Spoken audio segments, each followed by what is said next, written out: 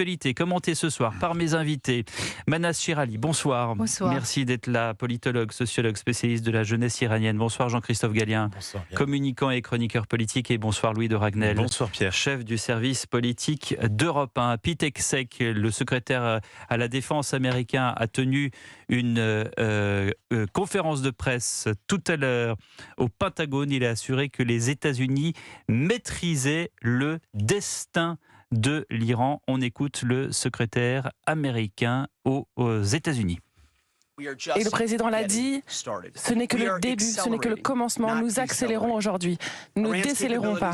Les capacités de l'Iran s'évaporent heure après heure, alors que la puissance américaine continue de dominer le terrain. Plus de combattants arrivent aujourd'hui. Et aujourd'hui, avec ce contrôle complet de l'espace aérien, les ennemis ne peuvent plus utiliser la puissance des missiles qu'ils ont utilisés au départ. Ils en sont loin.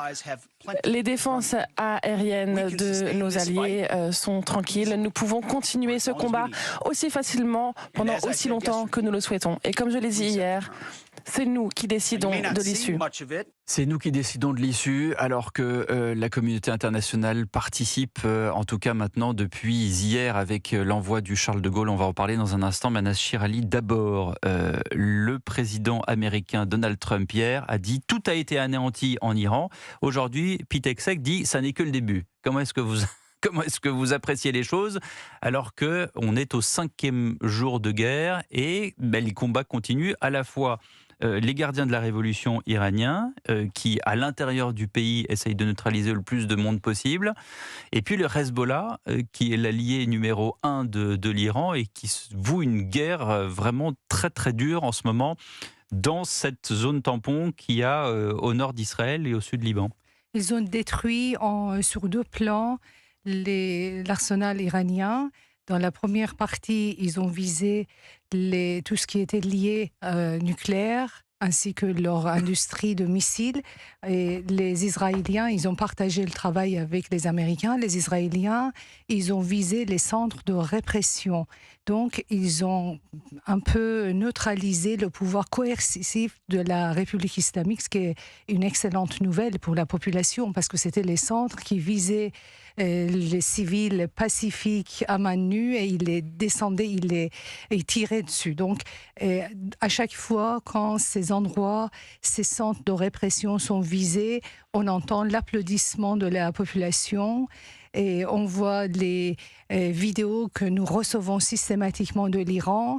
Et ce qui m'impressionne le plus, c'est que ces Iraniens, ils n'ont peur de rien, ils n'ont pas peur des bombardiers. Ils sont très très en danger. Ils sont très en danger, ce sont des bombes qui tombent, et ce ne sont pas des bonbons.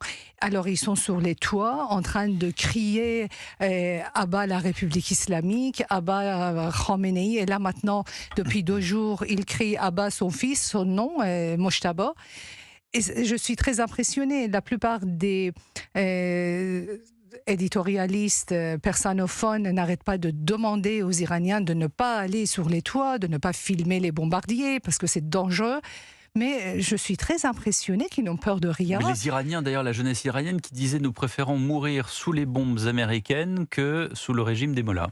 À plusieurs reprises, j'ai reçu absolument cette phrase, j'ai reçu ce témoignage des gens qui disaient que si je meurs sous les bombes, ça sera une belle mort, ça va servir à libérer mon pays. Donc ne soyez pas tristes pour moi, le but c'est de libérer l'Iran. Donc je vois, à travers mes contacts, je vois que les bombardiers, les avions, les bombes sont reçues en tant que les bombes de l'armée de libération, et sous l'applaudissement de la population civile. Jean-Christophe Gallien, c'est un accélérateur évidemment de ce conflit et de cette ouverture possible pour les Américains, conjoint bien sûr, opération conjointe avec les Israéliens, de continuer ce conflit pour mettre fin à ce régime. Il y a 2 objectifs quand même qui sont non pas opposés, mais qui sont différents au milieu de cette collaboration extrême, hyper précise entre Israël et les États-Unis.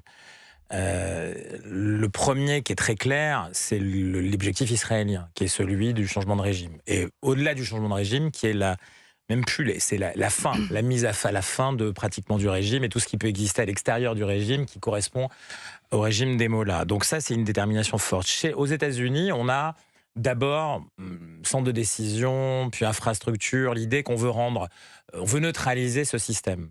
Et avec une version trumpienne qui est, voilà, en fait, on donne la possibilité au peuple iranien, je schématise, hein, de faire sa révolution. Et donc, c'est un peu différent. Ça ménage en tout cas des capacités différentes, mais on sent une détermination beaucoup plus forte du côté de Netanyahou et d'Israël. Donc ça veut dire quelque chose qui résonne aussi de peuple à peuple. Et c'est très important. Et je veux parler d'une image qui, pour moi, montre la détermination du peuple iranien. Parce qu'il y a beaucoup... Il y a une guerre narrative qui se met en place aussi, dans pratiquement tous les médias, en tout cas européens, sur l'idée que, oui, est-ce que ce peuple iranien a vraiment envie d'en finir? Est-ce que d'ailleurs les peuples arabes aussi autour de l'Iran sont pas contre cette révolution qui est en cours? En fait, non. La réalité, c'est que les peuples arabes aussi soutiennent très fortement ce qui est en train de se passer. On le voit très concrètement. Il suffit de regarder est-ce qu'il y a eu des manifestations au Caire, à Karachi, à Beyrouth ou ailleurs, alors que, rappelez-vous, le 7 octobre, alors même que c'était le Hamas qui attaquait Israël, les gens étaient descendus dans la rue pour défendre les Palestiniens déjà. Donc, c'est très clairement ça. Et donc, vous voyez, l'image qui, pour moi, est symbolique, c'est celle des joueuses de football de l'équipe nationale iranienne qui au match d'ouverture du championnat d'Asie. C'est pas rien.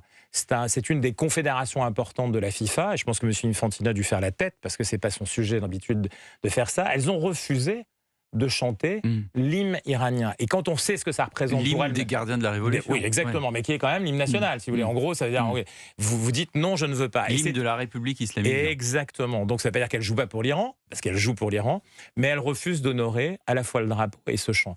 Ça dit bien la détermination de ces jeunes femmes et donc par extension celui qui fait que l'Iran n'est pas une situation comme les autres. Donc on compare ces changements de régime potentiels, on vous dit ah non ça a toujours échoué. Là on fait face à un peuple qui est déterminé et décidé.